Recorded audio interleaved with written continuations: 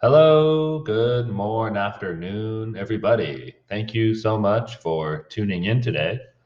And today we're going to go over some ideas about filler words and pauses. I know earlier in the term, a lot of you mentioned that you want to reduce your use of fillers or your use of pauses. So maybe after this discussion, you'll have a little bit of a different idea about filler words, what purpose they serve, and how you might seek to sound more confident as a speaker in the future. So let's start with filler words, what they are, what purpose they often serve in conversation. So a lot of you have knowledge of the common filler words. Uh, um, well, you know, so basically, things like this, words that don't really serve a meaning in our sentences, but which we insert anyways when we are in conversation or when we are speaking in front of people. A lot of people, much smarter than me, have written about filler words and what they might mean. This one man, Noah Zandon, he wrote that we use words like and ah to hold onto the conversational floor. When someone holds the floor, I mean they sort of reserve their turn to speak. So saying things like in some ways is an indication of I'm not finished speaking yet. Let me collect myself and I will continue. So it allows us to plan what we will say next. So, in that respect, using one or two filler words every 30 seconds to a minute is really not the worst thing. It, in fact, sounds quite natural in a conversation for people to insert filler words from time to time. I would not say they do it consciously, but it is a very common occurrence among a lot of speakers of English and Korean, and almost every language out there has its own form of filler. However, Zandon goes on to point out that when we start to overuse filler words, they become crutches. Crutches that diminish our credibility and distract from our message. So, just like how someone with a broken leg will lean on a crutch to support their weight, sometimes we might use filler words too often in order to lean against our nervousness or our insecurity or our feelings of powerlessness. We will lean on things like filler words that oftentimes make us sound a little bit less credible and confident when we speak, such as this example from a researcher at the University of California at Berkeley. So thank you first on Tanya and June for organizing this amazing event and bringing together this group. Very important. Thank you. So in my talk, I'm going to examine one of the unintended effects that pursuing happiness can have on us. Now, happiness is, of course, one of the central aims that we have, maybe even the central purpose of our existence. The Dalai Lama has not read June's research yet. Maybe he would change his mind if he did. Evidence for the importance of this pursuit is, if anything, sort of increasing as of lately. So we just have to go into Amazon.com to see a great many books that are devoted to helping us understand happiness and helping us become happier. So she used quite a bit of filler words, and let me ask you, what was her talk about? Yeah, something vague about happiness. I'm actually not sure. Unfortunately, I thought that in that presentation, her use of the filler words like proved to be quite distracting. I tended to focus more on her filler words than the actual message of her presentation. So let me introduce three practical speaking tips. These are posted up in my classroom, but I'm going to share them again because, quite frankly, I think that they are very important in order to sound more confident and fluent and credible as a speaker. For one, You can always try to use a little bit of a slower speech rate. Sometimes people like to have a false equivalency. Some people think that fluency and speed are the same thing. If you can speak quickly, it means you're fluent. Yes, that might be true, but it does not follow that just because you speak slowly that you are not fluent. In fact, a lot of people will recommend that you try to slow your speech rate just a little bit to show more confidence and charisma. People who are willing to occupy the verbal space, people who have the patience to speak just a little bit slower, can often come off as a lot more powerful and confident when they have to speak or give a presentation or stand before a class. You really articulate your presence in a strong way when you have the courage to slow down the rate that you speak. After that, simplify your statements. Sometimes saying something in 8 words is better than if you could say the same message in 18 words.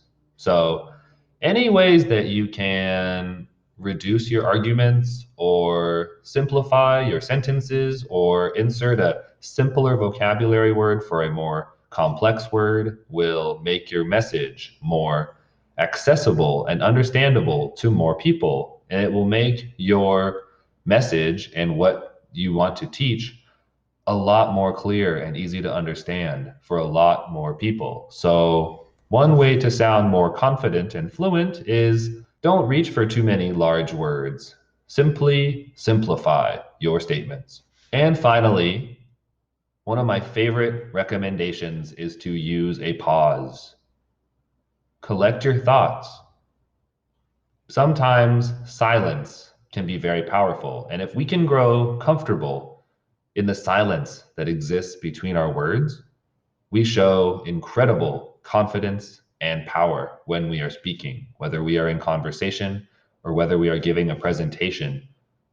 Sometimes allowing your words to linger in the air can be really powerful for the audience. Allow them to think, allow them to reflect. By this, I'm trying to say, make silence your friend. The more comfortable that you can grow in sitting quietly in the space between your words, the more powerful you will appear to your audience, and the more time your audience has to process what it is that you are saying. When you are more comfortable using a little bit of silence, it doesn't have to be forever.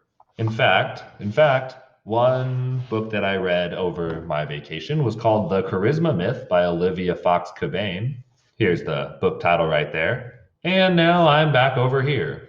Cabane writes that a quick tip to gain an instant charisma boost in conversation is to pause for a full 2 seconds before you speak. Power rests in the silence. For one thing, your perception of time and your audience's perception of time are often very different. Let's get back to Noah Zandon, who wrote, "When you are speaking, your perception of time is often distorted. What feels like an eternity in your mind is actually a few short seconds to the audience." When you are able to sit in silence, what often feels like a long time for you is really not a long time for your audience. And on average, you as the speaker will feel more uncomfortable with long pauses than with your audience. Oftentimes, 3 seconds is a good maximum when you're in conversation, and 4 seconds is a solid maximum time when you are giving a public speech. As Zandon says, as long as the pause isn't too long, no more than 5 seconds, the audience really won't hold it against you. In fact, it can actually be a good thing. Silence can build suspense, emphasize a point, or give the audience time to absorb a key insight. For example, let's listen to one TED speaker. His name is Jocko Willink. He's a really popular advocate for the art of discipline. Listen to how he uses pauses in order to build his power and his confidence and his presence on stage. War is a nightmare. War is awful. It is indifferent and devastating and evil. War is hell. But war is also an incredible teacher, a brutal teacher. And it teaches you lessons that you will not forget. So, as a quick recap, here are the 3 speaking tips that can help you reduce your use of filler words and allow you to sound more confident when you are speaking. First, slow down. You often speak faster than you think, and if you can slow down just a little bit, not only can your mind catch up, but you will show more power and confidence as you occupy the verbal space. Simplify your statements. Don't waste too much time digging into your mind for that big word. Just use common words. The more simple words you can use to express your ideas, the more people will understand your message. And finally, use a pause, collect your thoughts, make silence your friend. Let's take a listen to a researcher named Lori Glimker. And in fact, listen to the interviewer speech and listen to Glimker's speech, because I think there's a great contrast in who sounds more confident. You mentioned risk factors before, but when you were looking at the 4 most frequent cancer patients, you mentioned smoking. What about the role of what we're eating, obesity? Obesity makes you predisposed to which cancers? With obesity, there is an increased risk for many cancers. And here's where diet and nutrition certainly do come in.